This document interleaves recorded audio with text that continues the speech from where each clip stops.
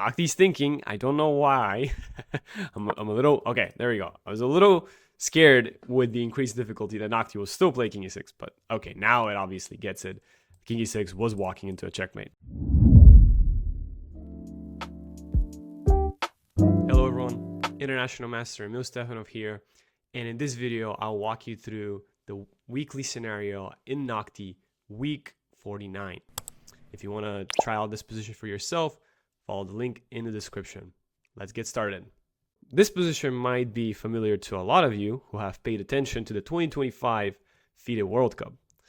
This was played by Pentala Harikrishna and Arseniy Nesterov. In this game, Harikrishna sacrificed his queen for 2 minor pieces on move 8. That had been a prep that he's had for 9 years, and he finally utilized it. Now, let's try to evaluate this position. First of all, let's try to get the obvious things out of the way, which are the material imbalance. Obviously, black does have an extra queen, and currently an extra, no extra pawns, just a queen for 2 minor pieces. So a knight and a bishop. Right. The other obvious thing is the king safety. The king on e7 is very exposed. Our king, on the other hand, sure, it's not ideally on g1, but it is on a good square. The only attacking pieces currently are the rook that's eyeing our king on the x-ray, and this knight is a little bit uncomfortable for us. Now, the other obvious thing is black's pieces on the queen side have not been developed. So the bishop on c8 and the rook on a8 have not moved and are going to have a really hard time moving. Now, if you did follow this game, you know what move Harikrishna played, and I'm going to play the same move. I'm going to explain his move, and the reason that he played rook takes e3 is, as I mentioned, the knight is very powerful on e3. Such a knight supported by a pawn on d4, or any pawn, let's say on f4, is really powerful because it controls a lot of key squares in our position, and also some pretty important squares backwards. So this knight is a menace. So yes, we have a hanging pawn on b2, but currently we want to make sure we utilize our knight on d6. See, it's the counterpart to the knight on e3. Luckily for us, the knight on d6 cannot really be removed, so it's our most prized piece. So first of all, we want to make sure we improve this bishop. The way to do it is to get rid of the knight. We don't want to take with the bishop because we value the bishop more than the rook currently. So I'm going to play rook takes e3. And Noctie is going to recapture d takes e3. And I'm going to play bishop takes e3. Obviously attacking the queen, but also I am looking at bishop g5 checks. Noctie goes ahead and takes the pawn on b2. All right, this is a very risky move, right? I do have bishop g5 check, and Noctie is almost getting checkmated, right? The king doesn't have the backward squares. We'll be taking this square away, and yeah, the only move would be rook f6. If bishop g5, king e6, then after bishop c4, it is checkmate. So after bishop g5, I'm assuming Noctie plays rook f6. And Noctie's idea is probably after e takes f6, it's a check. Noctie does have gf6. Noctie also could take my knight on d6. Now, obviously my rook is also being attacked. So there's a couple of things to calculate here. It's not we might know the first move, but obviously we do have to make sure we're calculating properly. Now, there's also an attack with queen takes e5 because well, our king is our knight is being pinned. So we're not really protecting this pawn. For the time being, I believe bishop g5 should be the very first move we play. We could also play... Now, we can't play bishop d4 because queen takes d4. So yeah, let's go ahead and play bishop g5 check. As you can see, it is a great move. It always feels nice to play a great move. I'm assuming Noctie plays rook f6. Otherwise, we're going to have a pretty quick checkmate. Let's see. I'm assuming... Oh, king e6? Oh, well... After bishop c4, that was game over. I'm shocked Noctie didn't play rook f6 and try to prolong the game as much as possible. Although in that variation, we would have been winning.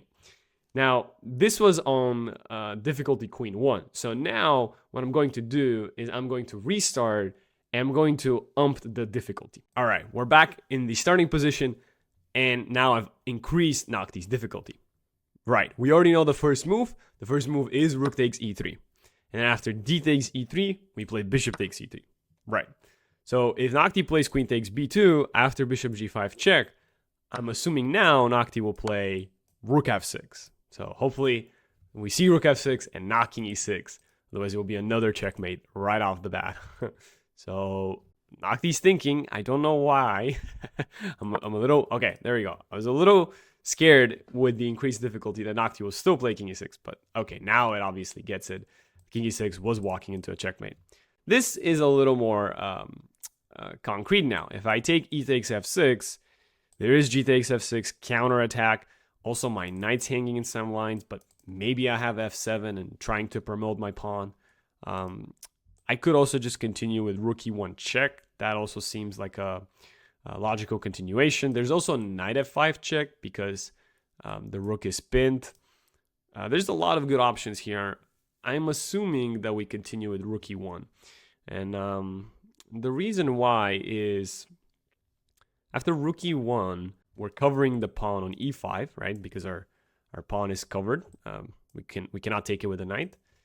And then after rook e1, I don't really see that many options for Noctie. I mean, queen b6 check, we can always dodge it by playing bishop e3, or we can play king g3 for some pretty cool effects, right?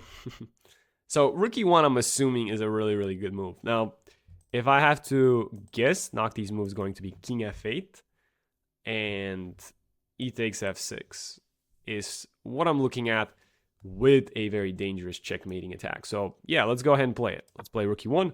It's a green move. It's very nice. Really happy about that. And let's see.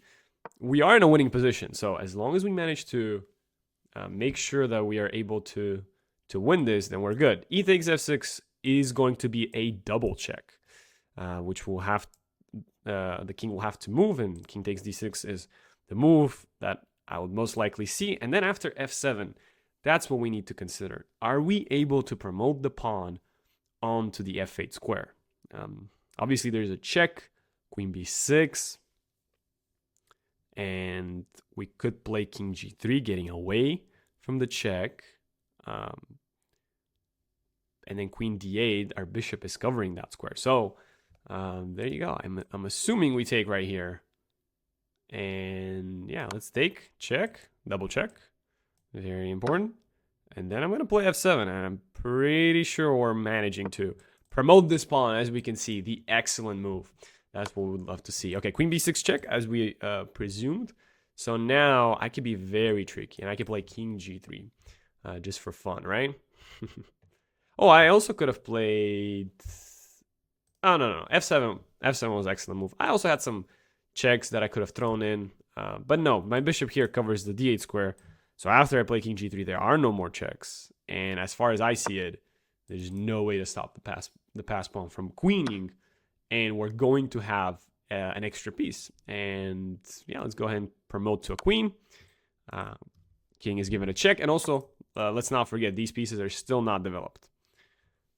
Right. So here is just about how do we win, right? How do we put our pieces in the most opportune squares? Now, I'm assuming we can start with knight takes g5. Just get rid of that pawn. There's a check on d6, but we could take and play rook e8 and just continue to utilize our extra piece. So I'm going to do it. Knight takes g5.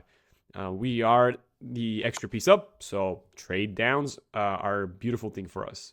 Of course, Noctie would like to trade the queens because Noctie's king is really weak. But we'll go ahead and take.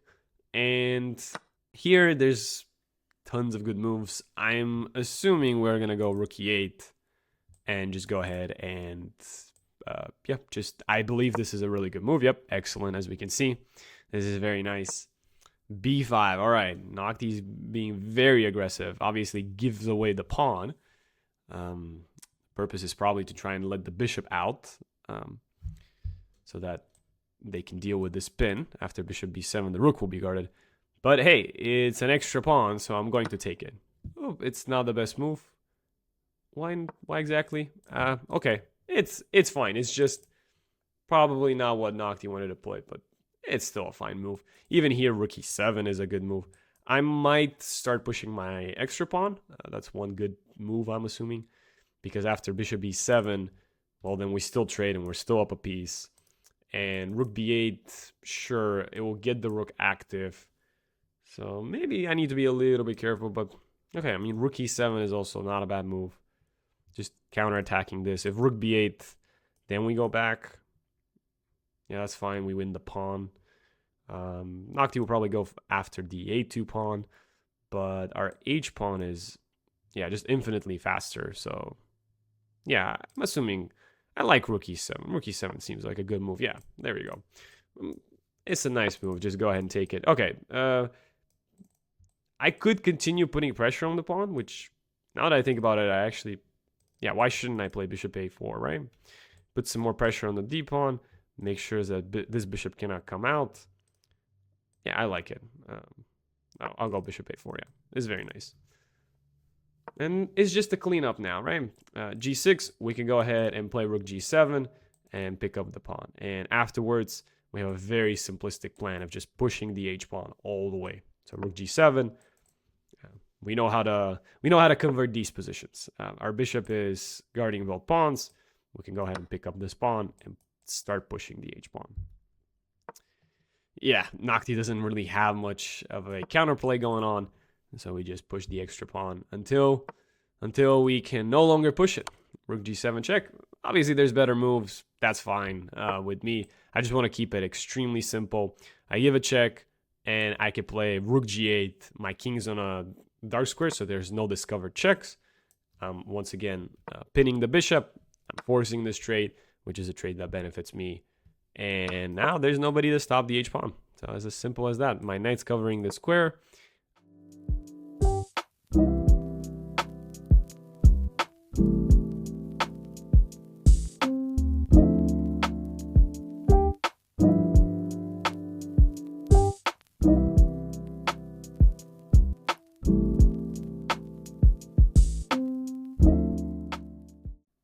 That will be it. c6 and queen b7 checkmate. So one more time, just to go through the importance of this position. Why am I playing rook takes c3? If I play bishop takes c3, after rook takes c3, we saw how easy it was for me to really win. After rook takes c3, d takes c3, bishop takes c3, I was having a double attack, and black's king was in dire danger. Now, I'm going to change things around. I'm going to take bishop takes c3.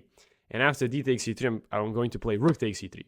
I know Noctie is still saying it's a good move, but now I don't have a threat. There is no bishop g5 check. Noctie just goes ahead and captures the pawn. And sure, I could keep my rooks connected. I could play rook e1, which Noctie doesn't seem as the best move. Maybe rook d1 was slightly better. But as we can see, there is nothing immediate that I can do against the king, right? I do have actually, I still have the two minor pieces, but there's nothing else that I can do against this king. I really need my dark square bishop to pose some problems. In this situation, sure, I can maybe go king g1, get away from the pin. But again, eventually Noctie is going to develop these pieces, and the extra material is going to count. I'm just going to play through a little more. Obviously, the bishop can go to b7, cannot go to a6. But sooner or later, I'm going to have to make some moves that I'm not going to like. For example, how am I going to attack this king? Well, my most prized piece is the knight, and I would like to keep it where it's at. So therefore, how do I continue improving my position? Well, I don't really see many good plans, right? I probably could play rook e4, rook h4, try to attack this pawn. Maybe that's one way to get my rook active. I could play bishop e4, but there's rook b8. I really don't want to push e6. Obviously, my knight's hanging. I could play knight c4 first and then e6, but Noctie could just simply close the position down. Yeah, it's again, this is what I'm trying to talk about, that it's not easy to make progress in this position, as opposed to a couple moves ago when I do the takebacks, we can see how much easier it is once we have a bishop to counterattack the queen and counterattack the g5 square. So yes, currently we are down a lot of material, but we will be regaining it. And as you saw earlier, after rook e1 and e takes f6, we were completely winning. Good luck in your games.